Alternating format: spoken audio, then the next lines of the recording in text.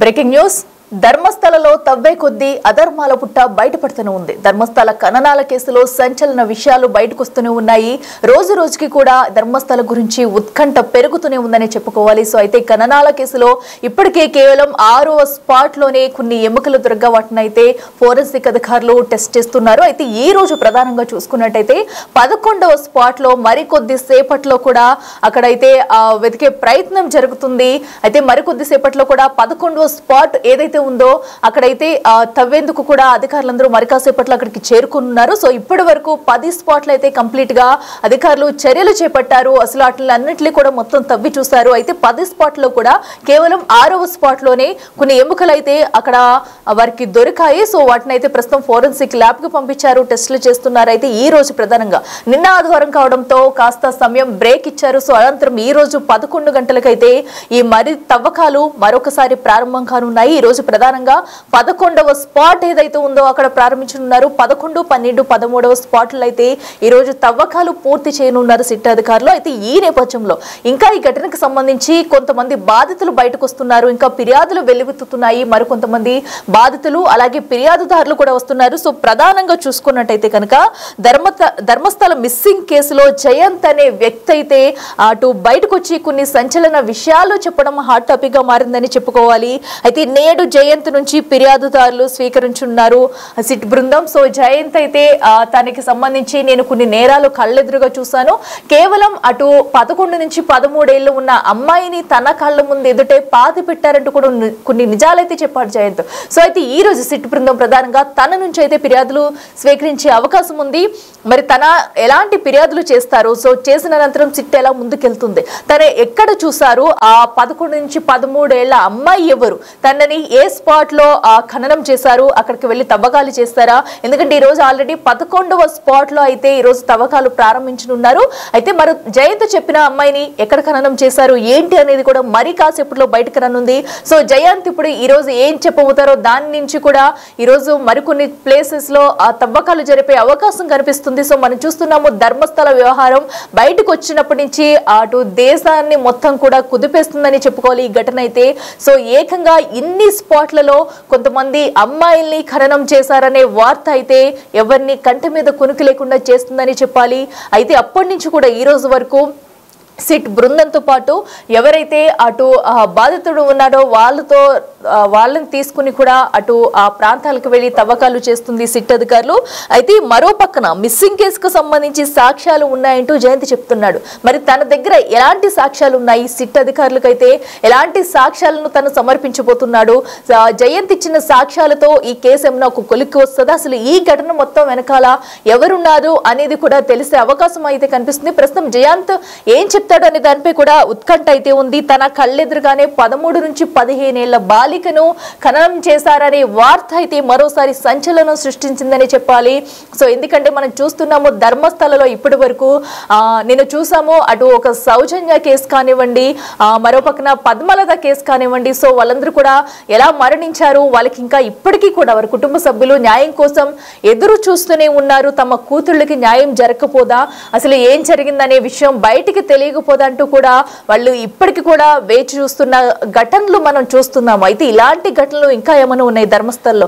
కొంతమంది అమ్మాయిల్ని ఏకంగా సుమారుగా 100 మంది అమ్మాయిలు అయితే అక్కడ ధర్మస్థలలో పూడ్చిపెట్టిన ఘటన వెలుగులోకి వచ్చినప్పటి నుంచి మొత్తం ఒక్కొక్క విషయం కూడా వెలుగులోకి వస్తుంది. సో ప్రస్తుతం అయితే ఈ రోజు 11వ స్థలంలో 11వ స్పాట్ లో ఏం జరగబోతుంది, తవ్వకాలు చేపట్టిన తర్వాత ఏమైనా మరి అక్కడ అటు పుర్రెలు కానీ లేదంటే పూడ్చిపెట్టిన వాళ్ళకి సంబంధించి ఏమన్నా దొరుకుతాయా లేదా అనేది ఉత్కంఠ అయితే నెలకొందని చెప్పాలి. అయితే కొంతమంది సాక్షులు ఇచ్చిన ఆధారంగా అక్కడైతే స్పాట్లకు వెళ్తున్నారు, వెళ్ళి తవ్వకాలు అయితే ప్రారంభించబోతున్నారు. మరి కాసేపట్లో 11వ ప్లేస్ లో ఈ తవ్వకాలు జరగబోతున్నాయి. అయితే జయంత్ అనే వ్యక్తి ఇప్పటికే తనకు ఎలాంటి సెక్యూరిటీ అవసరం లేదు, అన్ని నిజాలు తన దగ్గర ఉన్న సాక్ష్యాలను అయితే సిట్ ముందు నేను బయట పెడతానంటూ కూడా తను చెప్పుకొస్తున్నారు. సిట్ అధికారుల దర్యాప్తుతో సాక్ష్యం చెప్పేందుకు మరికొంతమంది స్థానికులు ఎవరైతే ఉన్నారో వాళ్ళందరూ కూడా ముందుకొస్తున్నారు. ఎందుకంటే ఎన్ని నిజాలు వాళ్ళకి కొంతమందికి తెలిసినా కూడా ఒకరికి భయపడో లేదా తమని ఏం చేస్తారనే భయంతో చాలా మంది ఇప్పటి వరకు సాక్షులు ఎవరికి కూడా ఏ నిజం తెలిసినా బయటకు రాలేదు. అయితే ఇప్పుడు ఈ విషయం ఇంతవరకు వచ్చింది కాబట్టి సిట్ కూడా ఈ కేసులో ఇన్వాల్వ్ అయ్యి దర్యాప్తు చేస్తుంది కాబట్టి కొంతమంది సాక్షులు అయితే బయటకు వచ్చి మాకు తెలిసిన నిజాలని చెప్తాము, మా దగ్గర ఉన్న సాక్ష్యాలను అయితే సిట్ గా సమర్పిస్తామంటూ కూడా చెప్పుకుంటూ వస్తున్నారనమాట. సో ఈ నేపథ్యంలోనే అక్కడ కొంతమంది సాక్షులు కూడా బయటకు వచ్చి మీడియా ముందుకు వచ్చి మాట్లాడుతున్నారు. అయితే అక్కడ ఒక ఫిర్యాదుదారుడు కూడా కొన్ని నిజాలను అయితే వెల్లడించారు బయటకు వచ్చి. ఒకసారి ఆయన ఏమన్నారో మనం విందాం.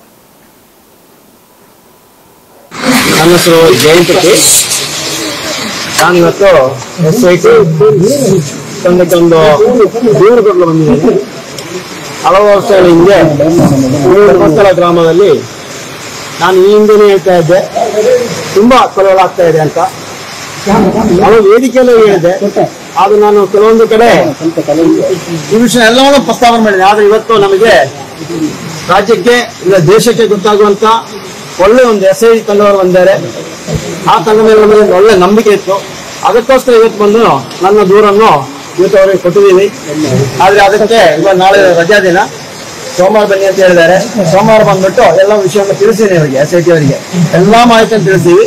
ಅವ್ರು ಯಾವುದೇ ರೀತಿಯಲ್ಲೂ ಅದರ ಮಾಹಿತಿಯನ್ನು ಅವರ ಕೊಡಲ್ಲ ಅಂತ ಒಂದು ಧೈರ್ಯ ಇದೆ. ಅದಕ್ಕೋಸ್ಕರ ನಾನು ಹೇಳಿರುವುದು ಮುಂದಿನ ದಿನದಲ್ಲಿ ಆ ತನಿಖೆ ನೋಡೋಣ ಏನಾಗ್ತಾ ಅಂತ. ಅದು ಒಂದು ಕೊಲೆನೇ ಆಗಿರೋದು ಬಂದು ಅದು ಯಾರೋ ಒಬ್ರು ಇದಕ್ಕೆ ಬೇಕಾದವರು ಮಧ್ಯೆ ನಿಂತು ಅದನ್ನು ಮುಚ್ಚಿ ಹಾಕಿದ್ರು. ಈ ವಿಷಯದಲ್ಲಿ ಇವತ್ತು ಬಂದಿದ್ದೀನಿ. ಮುಂದಿನ ದಿನಗಳಲ್ಲಿ ನಾವು ಹೇಳ್ತಾ ಇರೋದು ನೋಡಿ, ಧರ್ಮಸ್ಥಳ ಗ್ರಾಮದಲ್ಲಿ ತುಂಬಾ ಕೊಲೆಗಳಾಗಿದೆ, ಎಲ್ಲರೂ ಗೊತ್ತ ವಿಷಯನೇ.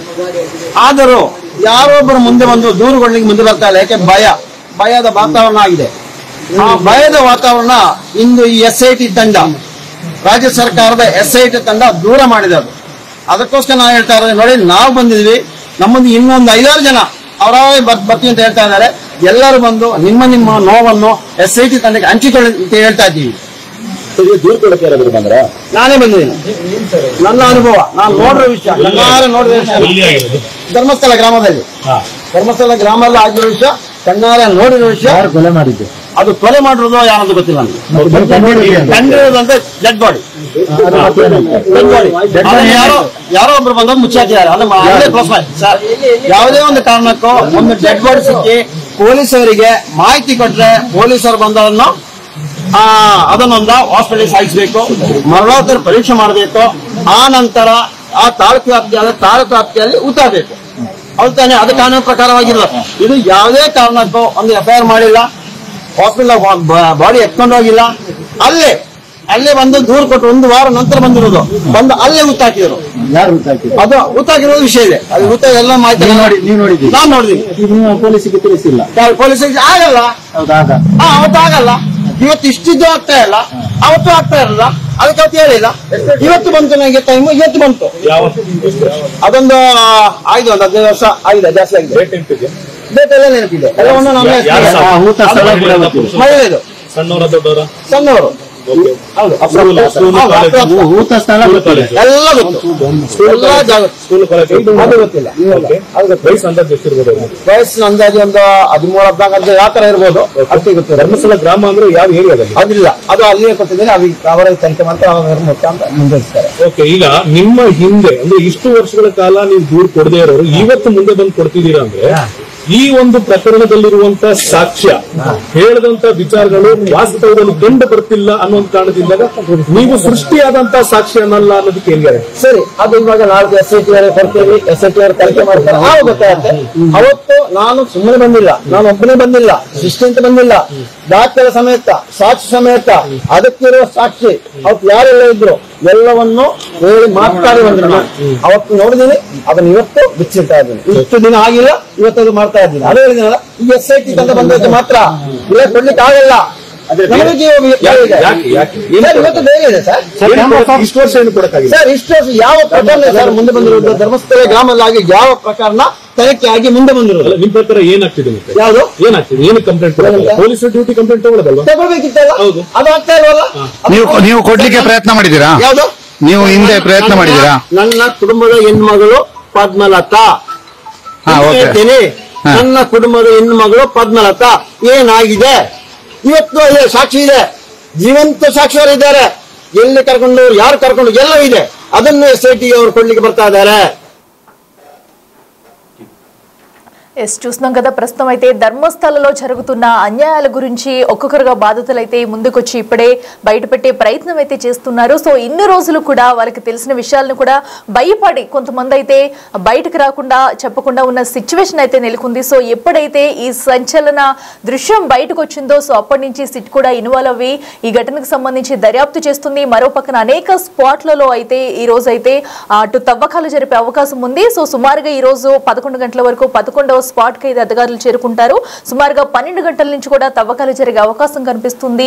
ఈ రోజు 11 నుంచి 13వ స్పాట్లలో అయితే 3 ప్రాంతాల్లో కూడా ఈ రోజు తవ్వకాలు కంప్లీట్ అయ్యే అవకాశం కూడా కనిపిస్తుంది. మరి ఈ రోజు స్పాట్లలో అక్కడ ఏమైనా లభిస్తాయా, ఏమైనా ఆధారాలు లభిస్తాయి కనుక సిచ్యువేషన్ ఏంటి, మరి ఇంకా ఎవరెవరు బాధితులు బయటకు రాబోతున్నారు, అసలు ధర్మస్థలలో ప్రస్తుతం సిచ్యువేషన్ ఎలా ఉంది, 11వ స్పాట్ వద్ద అధికారులు ఎప్పటికి చేరుకునే అవకాశం ఉంది, అక్కడ ఎలాంటి చర్యలు తీసుకుంటున్నారు అనేది కూడా అక్కడ నుంచి మా ఎగ్జిక్యూటివ్ ఎడిటర్ అశోక్ అయితే అందిస్తారు. దొరికిన ఆధారాలను బట్టి కనుక కర్ణాటక సీఎం సిద్ధరామయ్య కనుక సీరియస్ యాక్షన్ తీసుకోగలిగితే మళ్ళీ నెక్స్ట్ ఎన్నికల్లో దీని ప్రభావం చాలా ఎక్కువగా ఉంటుంది. ఒకవేళ దీన్ని తప్పుదోవ పట్టించే విధంగా ప్రభుత్వం వ్యవహరించినా, తొక్కేసే విధంగా లాబింగులకు ఒత్తిళ్లకు తలొగ్గి ఈ కేసు నీరుగార్చే ప్రయత్నం చేసి అంతా మమ అనిపించి ఏమీ లేదు ఇక్కడ, ఏమీ దొరకలేదు, ఎలాంటి మర్డర్ లేవని తేలిస్తే మాత్రం అది ఆ ప్రభుత్వం మీద కూడా ఈ ప్రభావం చాలా ఎక్కువగానే పడే అవకాశం ఉంటుంది. ఎందుకంటే ఇది జనాలందరికీ కూడా ఒక సెంటిమెంట్గా మారింది. యావత్ భారతదేశం మొత్తం కూడా డిస్కషన్ నడుస్తోంది. ఒక సంచలనం అయింది. 450 మందిని చంపారు అనేది అతిపెద్ద అలిగేషన్. సో వాళ్ళందరినీ అత్యాచారాలు చేసి పూడ్చిపెట్టారు అనేది ఇంకొక అలిగేషన్. చనిపోయిన ఎవరైతే మిస్ అయిపోయిన బాధితుల తరపున వాళ్ళ కుటుంబ సభ్యులు ఇప్పటికీ పోలీస్ స్టేషన్ చుట్టూ తిరుగుతున్నారు. చనిపోయి అత్యాచారానికి గురై డెడ్ బాడీ దొరికిన వాళ్ళ కుటుంబ సభ్యులు న్యాయం కోసం పోరాడుతూనే ఉన్నారు. వీటన్నిటికీ తోడు ఈ చంపిన వాళ్ళందరినీ మేమే పూడ్చిపెట్టడానికి సహకరించాను అని పబ్లిక్గా మీడియా ముందుకి, పోలీసుల ముందుకి వచ్చి ఒప్పుకున్న విజిల్ బ్లోయర్ కూడా ఇక్కడ సాక్షిగా ఉన్నాడు. ఇంత ఉన్న నేపథ్యంలో దీన్ని మమ అనిపించి నీరుగార్చి ఏమీ లేదని చెప్పే ఆస్కారం లేదు. ఇక్కడ దొరికే ఆధారాలను బట్టి ఈ కేసును చాలా సీరియస్గా ఇన్వెస్టిగేషన్ చేసే అవకాశం చాలా క్లియర్గా కనిపిస్తోంది. సో ఆ ఇన్వెస్టిగేషన్ ఎంతలా చేస్తారు అనేది ఇప్పుడు ఫర్ ఎగ్జాంపుల్ విజిల్ బ్లోయర్ అనుకుంటున్న ఆ శానిటరీ ఎంప్లాయీ 10 ఏళ్ల తర్వాత తిరిగి వచ్చి సో విచారణకు సహకరిస్తాను, నేను ఇంతమందిని చంపారు, ఇంతమందిని పూడ్చారు, ఆ పూడ్చిన లొకేషన్లన్నీ మీకు చూపిస్తానని ఒప్పుకున్న వ్యక్తిని స్వయంగా సిట్ బృందంలో ఉన్న అధికారి మంజునాథ్ గౌడే బెదిరించాడు అని వాళ్ళ లాయర్ స్వయంగా పోలీస్ స్టేషన్లో కంప్లైంట్ ఇచ్చారు. అంటే సిచ్యువేషన్ ఎంత ఘోరంగా ఉందో అర్థం చేసుకోవచ్చు. ఇక్కడ కవరేజ్కి వచ్చిన మీడియా వాళ్ళు తక్షణం ఇక్కడ నుంచి వెళ్ళిపోవాలి, లేకపోతే మీ ప్రాణాలకి హాని ఉంటుందని ఇండైరెక్ట్గా బెదిరింపులకు పాల్పడుతున్నారు. ఏ హోటళ్లలో మీడియా వాళ్ళు స్టే చేశారు, ఏ రాష్ట్రాల నుంచి వచ్చారు, కన్నడ మీడియా ఎంతమంది, తెలుగు మీడియా ఎంతమంది, తమిళ మీడియా, మలయాళీ మీడియా ఎంతమంది, నేషనల్ మీడియా వాళ్ళు ఎంతమంది ఉన్నారో వెరిఫై చేస్తూ ఉన్నారు. ఎక్కడికక్కడ అంటే ఇంత భయంకరమైన సిచ్యువేషన్ ఎక్కడ ఉంది. వీటన్నిటికీ కూడా ఒత్తిళ్లకు తలొగ్గి ప్రభుత్వం కనుక ఎలాంటి చర్యలు తీసుకోకపోతే అది సర్కారు మీద చాలా సివియర్ ఎఫెక్ట్ పడే అవకాశం ఉంది. ఇన్నాళ్ళకి జనాలందరికీ ఒక హోప్ వచ్చింది. పర్టికులర్గా ధర్మస్థలి ఈ చుట్టుపక్కల గ్రామాల్లో ఎవరైతే బాధితులను కోల్పోయారో, బంధువులను కోల్పోయారో వాళ్ళందరికీ ఒక హోప్ వచ్చింది, ఇన్నాళ్ళకైనా న్యాయం జరుగుతుంది అని. సో ఇలాంటి దశలో సిట్టు బృందం ఏమాత్రం వెనక్కి తగ్గినా, లేకపోతే ప్రభుత్వం నిర్లక్ష్యంగా వ్యవహరించినా, నీరుగార్చే ప్రయత్నం చేసినా కూడా చాలా సీరియస్ యాక్షన్ ఉండే అవకాశం ఉంటుంది. సో ఈ ఘాతుకాలన్నిటికీ కూడా పాల్పడ్డారని ఆరోపణలు ఎదుర్కొంటున్న బృందం ఇప్పటికి కూడా వెనక తగ్గట్లా లేదు. వాళ్ళు ఇంతవరకు అయితే ఎలాంటి రెస్పాన్స్ లేదు. వాళ్ళు ఏమంటున్నారంటే ఇలాంటిది అంతా కూడా తప్పుడు ఆరోపణలు, కావాలంటే ఎంక్వైరీ చేసుకోండి, బయట పెట్టుకోండి అంటే ఒక పత్రికా ప్రకటన ఒకటి రిలీజ్ చేశారు. ఏదైతే ధర్మస్థల క్షేత్రం తరఫున ఒక ప్రతినిధి ఒక ప్రెస్ నోట్తో సరిపెట్టేసుకున్నారు. అంటే వాళ్ళు ఎప్పటికీ కూడా ధైర్యంగానే ఉన్నారు. ఇది ఇప్పటిది కాదు, మళ్ళీ చెప్తున్నాను, 1979 నుంచి ఇక్కడ అక్రమాలు జరుగుతూనే ఉన్నాయి, ఇక్కడ ప్రాణాలు పోతూనే ఉన్నాయి, అత్యాచారాలు జరుగుతూనే ఉన్నాయి, డెడ్ బాడీని మాయం చేయటం జరుగుతూ ఉంది. సో ఇంత జరుగుతున్నా ఇన్నేళ్లు మేనేజ్ చేసుకున్న వాళ్ళం ఇప్పుడు మేనేజ్ చేసుకోవడం పెద్ద కష్టం కాదని అనుకుంటూ ఉన్నారా? ప్రభుత్వాలు మా చేతుల్లో ఉన్నాయి, అధికారులు మా చేతుల్లో ఉన్నారని అనుకుంటూ ఉన్నారా? డబ్బు ఉంది, మాకు పేరుంది కాబట్టి మేనేజ్ చేయగలం ఏదైనా అనేది అనుకుంటూ ఉన్నారా? ఏమో తెలియదు. కానీ ఇప్పటికీ కూడా చాలా కాన్ఫిడెన్స్తో వాళ్ళైతే ఉన్నారు. అంతే తప్ప దీని మీద వివరణ ఇచ్చే ప్రయత్నం కానీ, అసలు ఇంతమంది మిస్ అయిన, అత్యాచారాలకు గురైన, హత్యకు గురైన వాళ్ళందరూ కూడా వేలు పెట్టి ధర్మస్థల క్షేత్రం నిర్వాహకులని వేలెత్తి చూపిస్తున్నారు అంటే దాని ఎందుకు వివరణ ఇవ్వటం లేదు? ఆ బాధితుల అందరికీ కూడా ఒక క్లారిటీ, ఒకవేళ మీ తప్పు ఏమీ లేకపోతే ఇది మా తప్పు కాదు, మా మీద లేనిపోని నిందలు మోపుతున్నారని వాళ్ళతో మాట్లాడచ్చు. కానీ అలాంటి కార్యక్రమాలు ఎక్కడ కూడా చేయటం లేదు. ఇప్పుడు వరకు 9వ నంబర్ లొకేషన్లో తవ్వకాలు జరిపారు కదా ఉదయం నుంచి. సో ఇప్పుడు 10వ నంబర్ లొకేషన్లోకి మార్చారు. సిబ్బంది మొత్తాన్ని కూడా 10వ నంబర్ లొకేషన్లోకి అంటే ఇదిగో ఇక్కడికి తీసుకొస్తూ ఉన్నారు. సో ఇక్కడ తవ్వకాలు అనేది స్టార్ట్ చేయబోతున్నారు. ఇదిగో ఈ పరదాల వెనక సో 2వ లొకేషన్లో ఇక్కడ తవ్వకాలు చేయడానికి చేస్తూ ఉన్నారు. సిబ్బంది కూడా పనిచేస్తూ ఉన్నారు. సో ఇక్కడ మీరు ఒకసారి గమనించవచ్చు. ఇది ఇక్కడ వెనకాల చెట్లు కూడా నరుకుతూ ఉన్నారు. సో నరుకుతున్న సిబ్బంది మొత్తాన్ని కూడా మీరు ఎదురుగా దృశ్యాల్లో చూడొచ్చు. సో అంటే 2వ లొకేషన్లో తవ్వకాలు స్టార్ట్ చేస్తూ ఉన్నారు. మరి మొదటి లొకేషన్లో ఏమన్నా దొరికాయా లేదా అనేది ప్రస్తుతానికైతే క్లారిటీ లేదు. సో కానీ 2వ లొకేషన్లో తవ్వకాలు స్టార్ట్ చేశారు. సో అంటే సీరియస్గానే వర్క్ జరుగుతోంది. సో వెనక్కి తగ్గారని కొంత అనుమానాలు వచ్చాయి కానీ లేదు, సీరియస్గానే వర్క్ జరుగుతున్నట్టుగా దీన్ని బట్టి చాలా స్పష్టంగా మనకైతే అర్థమవుతోంది. సో పటిష్ట భద్రతా ఏర్పాట్ల మధ్య పోలీసుల ఆధ్వర్యంలో తవ్వకాలు చేస్తున్నారు. వెనకాల చెట్లని నరుకుతున్న దృశ్యాలు కూడా మీరు ఒకసారి ఇక్కడ నుంచి స్పష్టంగా కనపడుతుంది. విజువల్లో మీరు ఒకసారి చూడండి. అక్కడ ఉన్న మనుషులు కూలీలంతా కూడా చెట్ల కొమ్మలన్నింటినీ కూడా నరుకుతూ ఉన్నారు. ఎందుకంటే ముందుగా చెట్లు కొమ్మలన్నింటినీ కూడా నరికి దాన్ని క్లియర్ చేసి ఆ తర్వాత ప్రొక్లైనర్ తీసుకొచ్చి అక్కడ తవ్వుతూ ఉన్నారు. సో ఉదయం నుంచి దాదాపు 4 గంటల పాటు నాన్ స్టాప్గా తవ్వకాలు జరిపారు 9వ నంబర్ లొకేషన్. ఇప్పుడు మనకు ఎదురుగా ఉన్నది 10వ నంబర్ లొకేషన్. ఎవరైతే విజిల్ బ్లోయర్ ఉన్నారో విజిల్ బ్లోయర్ ఇప్పటివరకు 16 లొకేషన్స్ చూపించారు కదా, అందులో 9వ నంబర్ లొకేషన్లో తవ్వకాలు అయిపోయాయి. సో ఇప్పుడు 10వ నంబర్ లొకేషన్లో ప్రస్తుతం తవ్వకాలు చేస్తున్నారు. మొత్తం ఆ చెట్లు ఊగుతున్న దృశ్యాలు కూడా మీరు ఒకసారి చూడొచ్చు. ఎందుకంటే కింద ఆ చెట్లన్నింటినీ కూడా వాళ్ళు ఎవరైతే కూలీలు ఉన్నారో వాళ్ళందరూ కూడా వచ్చి నరికి వేస్తున్నారు. అక్కడ ఉన్న ప్రొక్లైనర్ని కూడా ఇక్కడికి తీసుకొస్తూ ఉన్నారు. అది కూడా ఆ దృశ్యాల్లో కనిపిస్తోంది.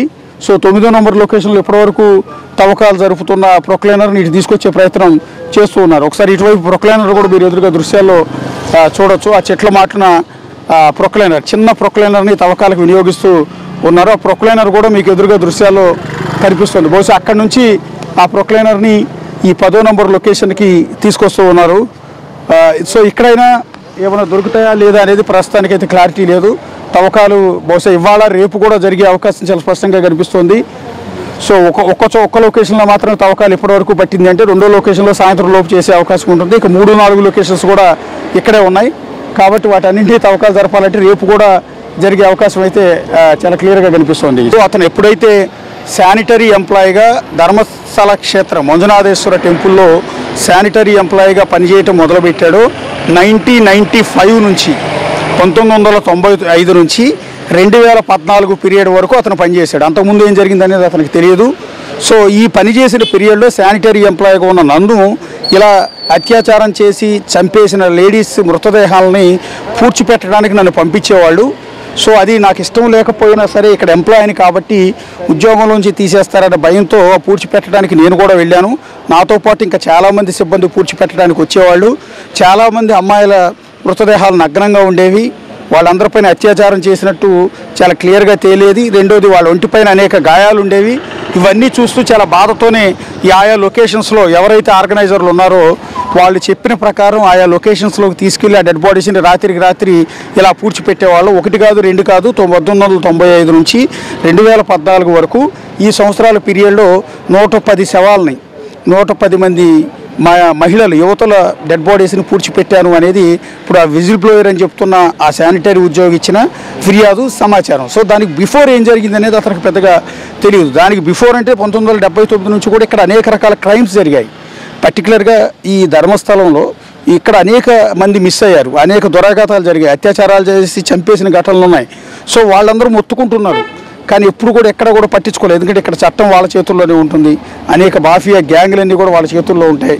సో అన్నీ వాళ్ళ కంట్రోల్లోకి తీసుకుని ఏదైనా కూడా వాళ్ళ చేయగలిగిన ఒక పెద్ద లాబీయింగ్ వ్యవస్థ అనేది ఇక్కడ నడుస్తూ ఉంటుంది. కాబట్టి ఇది ఇప్పుడు ఈ వ్యక్తి ఎవరైతే ఉన్నారో ఇతను బయటకు వచ్చి చెప్పిన తర్వాత మాత్రమే ఒక్కరొక్కరుగా బాధితులంతా కూడా బయటకు వస్తున్నారు. పర్టికులర్గా సౌజన్య లాంటి, అనన్య భట్ లాంటి ఈ బాధితులంతా కూడా ఇప్పుడు తెర మీదకి వస్తున్నారు. మొన్నటి వరకు 6 లొకేషన్స్లో తవ్వకాలు దొరికారు. మొదటి 5 లొకేషన్లో ఏం దొరకలేదు. 6వ లొకేషన్లో ఒక డెడ్ బాడీ దొరికింది. అది కూడా మేల్ది, పురుషుడిది అని చెప్తూ ఉన్నారు. రెండోది ఇప్పుడు 9-10 లొకేషన్స్లో ప్రస్తుతం తవ్వకాలు జరుగుతున్నాయి. ఇక్కడ కనుక ఒకవేళ డెడ్ బాడీస్ కానీ పుర్రెలు ఎముకలు లాంటివి అవి దొరికితే వాటిని ఫోరెన్సిక్ టీంకి పంపిస్తారు. అవి ఆడవాళ్ళవో మగవాళ్ళవో అనేది మొదట కొంత అంచనాకు వచ్చేస్తుంది. ఆ తర్వాత ఎవరెవరైతే మిస్ అయ్యారని కంప్లైంట్లు ఉన్నాయో ఈ పోలీస్ స్టేషన్లో వాళ్ళందరి డిఎన్ఏతో ఈ ఎముకల డిఎన్ఏని కంపేర్ చేసి వాళ్ళ డెడ్ బాడీ అయితే కనుక ఒక నిర్ధారణకు వస్తారు. మొదట ఫోరెన్సిక్ టీం ఇమీడియట్గా ఐడెంటిఫై చేస్తుంది. మగవాళ్ళ పుర్రే ఆడవాళ్ళ పుర్రే చాలా తేడా ఉంటుంది.